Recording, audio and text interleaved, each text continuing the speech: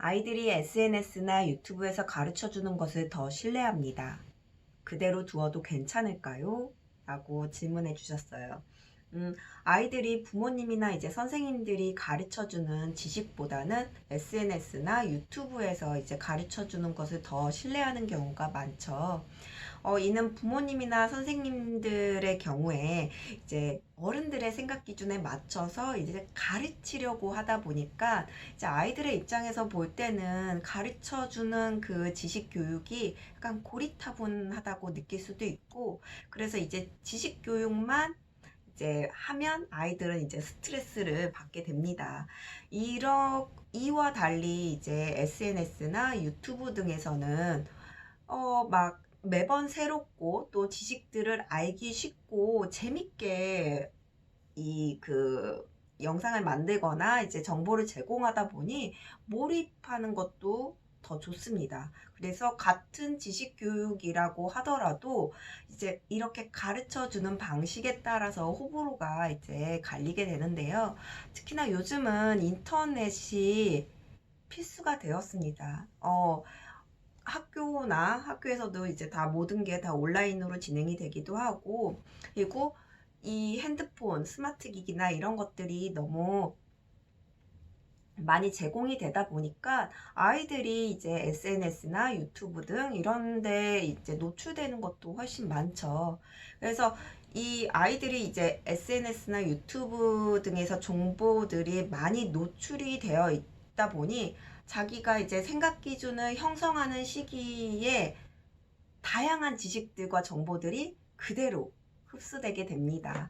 하지만 이 SNS나 유튜브 등에서 이제 지식과 정보가 모두 정확하고 유익한 정보들만 있는 것이 아니에요. 그리고 왜곡되고 정확하지 않은 지식과 정보들도 함께 막 뒤범벅이 되어 있습니다. 그래서 어른들도 옳고 그름을 이제 분별하지 못하고 흔히들 우리 가짜 뉴스라고 하죠.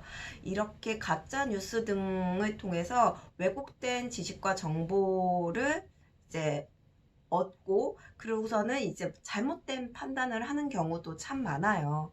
근데 이제 막 자기의 생각 기준을 이제 형성해 나가는 아이들은 옳고 그름을 더 판단하기가 어렵겠죠. 그래서 왜곡된 지식이나 정보들이 그대로 형성될 수 있다라는 것이 문제입니다. 가르치는 지식이 정확하지 않으면 올바른 지식과 이제 잘못된 지식이 막 혼재되면서 그대로 아이들의 기억 속에 남게 돼요. 그래서 아이들이 갖고 있는 지식들이 이제 옳고 그름을 모른 채 이제 재미 위주로만 보게 되면서 잘못된 지식을 그대로 받아들이고 이게 기억이 되게 되는데, 이렇게 되면 아이들이 지식이나 자신의 능력에 있어서도 모두 왜곡될 우려가 있습니다. 아이들이 받아들이는 이러한 지식들이 왜곡되고 잘못되어 있다면 이를 알았을 때 즉시 이제 어른들은 이제 바로 잡아 주어야 합니다. 아이가 옳고 그름을 이제 판단할 수 있도록 또한 주변 환경도 만들어 줘야 하겠죠.